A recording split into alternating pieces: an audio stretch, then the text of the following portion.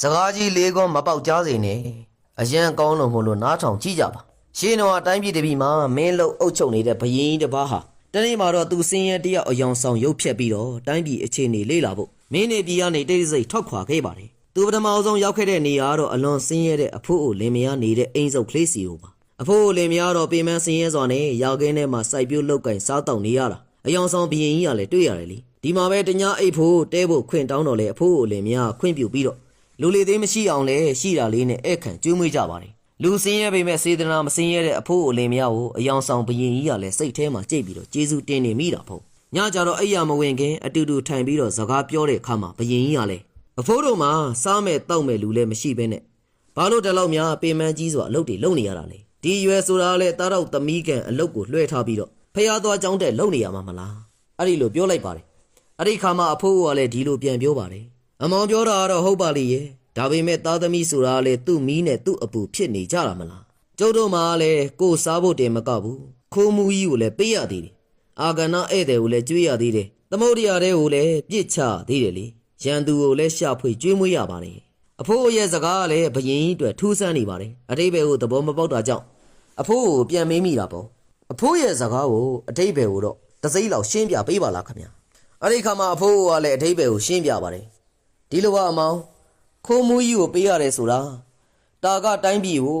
ဓမြတခိုးရန်သူတွေရဲ့ရန်နေကာကွယ်ပေးထားတဲ့ဘရင်မင်းမြတ်တို့အားအခွန်ပန်နာဆက်တာပေးရလို့ဖြစ်ပါတယ်ဘရင်ကိုဘာလို့မလို့ခိုးမှုကြီးလို့ဆိုရပါသလဲအဖိုးဒီလိုပါ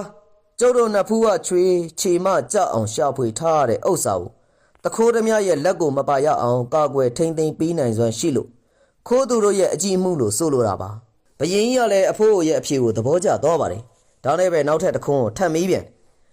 အာဂနုဧည့်သည်ကိုကျွေးမွေးရတယ်ဆိုတာရောဘလို့အတိတ်ပဲမျိုးပါလေလောကမှာမိဘအားကျွေးမွေးစောင့်ရှောက်ခဲ့တဲ့သားသမီးဆိုတာတကယ်တော့ဧည့်သည်တွေရောရဲ့အမောင်အချိန်တန်အရွယ်ရောက်တဲ့အခါမှာသူတို့လမ်းသူတို့ရှောက်ကြတာပဲမလားဒါကြောင့်မလို့သူတို့ကိုအာဂနုလို့ဆိုလိုရပါမောင်ရင်ဒီစကားကိုကြတော့လေဘရင်ကြီးကသဘောကျပြန်တယ်လीနောက်ထပ်စကားအတိတ်ပဲကိုလည်းထပ်ပြီးမေးလိုက်ပြန်တယ်ဒါဆိုရင်သမုဒ္ဒရာထဲလေချရတယ်ဆိုတဲ့အတိတ်ပဲရောဘာပါလဲဒါဒီလိုပါချောင်းမြစ်အသွယ်သွယ်တို့ကနေလာတဲ့ရေမှန်သမျှဟာပင်လေသမုဒ္ဒရာတွေကိုစီးဝင်ကြပေမဲ့ပြည်ရိုးထုံးစံမရှိသလိုပဲတနေ့တနေ့ကျုပ်တို့စားသမျှအားလုံးကလည်းဝမ်းကောင်းထဲမှာပြည့်တယ်လို့မှမရှိတာအမောင်လည်းအသိပဲမလားဒါကြောင့်သမုဒ္ဒရာတွေကိုပြစ်ထည့်ရတယ်ဆိုတာလည်းရှာဖွေရသမျှကျုပ်တို့အသက်ရှင်နေထိုင်ဖို့အတွက်ဒီဝမ်းကောင်းကိုအစားအစာဖြည့်ထည့်ရတယ်ဆိုတာကိုဆိုလိုတာပါဒါဆိုရင်နောက်ဆုံးစကားရန်သူကိုရှာဖွေကျွေးမွေးရတယ်ဆိုတာဘာပါလဲဒါကတော့ပိုရေးကြီးပါတယ်အမောင်ကိုကချစ်ကျင်လို့ပေါင်းသင်းနေထိုင်တဲ့ဇနီးမယားဟာကိုယ့်ရဲ့ရန်သူပါပဲအလိုဒီစကားကတော့အစမ်းပါလားရှင်းပြစမ်းမအောင်အဖိုးရဲ့စိတ်တူကိုယ်တူဆိုပြီးတော့ကိုကချစ်ခင်ပေါင်းသင်းနေပေမဲ့ကိုယ့်ရဲ့အသက်နဲ့စီးစိမ်ကိုအများဆုံးဒုက္ခပေးနိုင်ခြင်းရှိတာလေဒီဇနီးမယားပါရဲ့အမောင်ဒီစကားကတော့ရေးကြုံလာတဲ့ခါမှာအမောင်သိလာပါလိမ့်မယ်အခုကတော့ရန်သူကိုလည်းရှာဖွေကျွေးမွေးနေတယ်လို့ပဲမှတ်သားလိုက်ပါအမောင်နောက်ဆုံးစကားကိုဘဝင်မကြပေမဲ့လည်းမှတ်သားလောက်เสียမလို့လက်ခံလိုက်ပြီးတော့သူဟာဘရင်ဖြစ်ကြောင်းပြောဆိုလိုက်တော့အဖိုးအိုလင်မယားကလည်းပြပြတလဲဖြစ်သွားတာပေါ့မကြောက်ကြပါနဲ့အဖိုးတခုတော့ပြောပြရစီအဖိုးပြောတဲ့စကားကြီးလေးကိုဘသူ့မှလည်းမပြောမိစေဖို့အတွက်မှားခဲ့ပြစီတကယ်လို့ပေါက်ကြားခဲ့ရင်သေတံတင့်မှာကိုလည်းသဘောပေါက်စေချင်ပါတယ်စိတ်ချပါမပေါက်ကြားစေဖို့လည်းဂရုပေးပါတယ်မင်းကြီးအဲ့ဒီလိုနဲ့ဘရင်ကြီးကလည်းနန်းတွင်းကိုပြန်သွားပြီးတော့နောက်တနေ့ညီလာခံမှာအဖိုးကိုပြောဆိုခဲ့တဲ့စကားကြီးလေးကိုမူးမတ်တွေကိုပြောဆိုမေးခွန်းထုတ်ပြီးတော့အတိတ်ဘယ်တွေကိုမေးမြန်းမူမတ်တွေအားလုံးကလည်းမဖြေဆိုနိုင်ကြဘူးလေအဲ့ဒီတော့ဘရင်ကြီးကလည်းဖြေဆိုဖို့အတွက်အချိန်9ရက်ပေးလိုက်မူမတ်တွေအားလုံးကလည်းအကြက်ရိုက်နေတဲ့အချိန်လူလေအမတ်တယောက်ကတော့ဘရင်ကြီးခီးထွက်ပြီးပြန်လာမှဒီစကားလေးကိုမေးတာဆိုတော့အကြောင်းရှိရမယ်ဆိုပြီးဘရင်ကြီးသွားခဲ့တဲ့လမ်းကြောင်းကိုစုံစမ်းရှာဖွေရမှာတော့အဖိုးအိုလင်မယားရှိရာကိုရောက်သွားခဲ့ပါတယ်အမတ်လူလေကလည်းအဖိုးအိုတစိုးလက်ဆောင်တွေပေးစကားကြီးလေးကိုမေးပေမဲ့အဖိုးအိုကတော့လုံးဝမပြောခဲ့ဘူးနောက်ဆုံးမှာအဖိုးအိုရဲ့ဇနီးအဖွားအိုအသက်ပြားငွေ1000ပေးပြီးတော့မေးတဲ့ခါမှာတော့အဖွားအိုကလည်းငွေကိုယူပြီးတော့စကားကြီးလေးကုန်းရဲ့အတိတ်ပဲကိုပြောကြားခဲ့ပါတယ်။ဒါနဲ့ပဲရက်ချင်း9ရက်ပြည့်လို့ညီလာခံပြန်ဝင်တဲ့အခါမှာ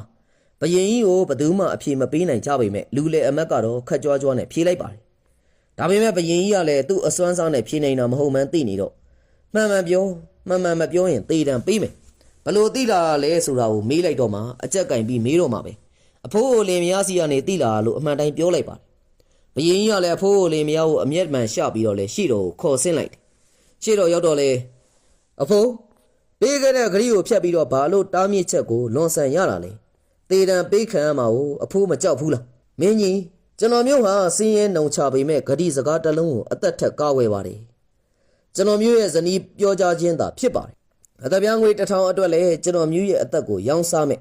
ဇနီးတဲ့ဟာအနည်းဆုံးရန်သူဖြစ်ကြောင်းကိုမင်းကြီးဒီလောက်ဆိုရင်သဘောပေါက်နားလည်ပြီးတော့ယုံကြည်လောက်ပါတယ်အဲ့ဒီတော့မှပဲဘယင်ကြီးကလည်းစိတ်ထဲမှာဘဝင်မကြခဲ့ရတဲ့နောက်ဆုံးစကားရဲ့အထိပ္ပယ်ကိုနားလည်လက်ခံသွားပြီးတော့သူစင်းရဲ့အဖိုးကိုလင်မယားကိုလည်းစုလက်များပေးသနာလိုက်ပါတော့တယ်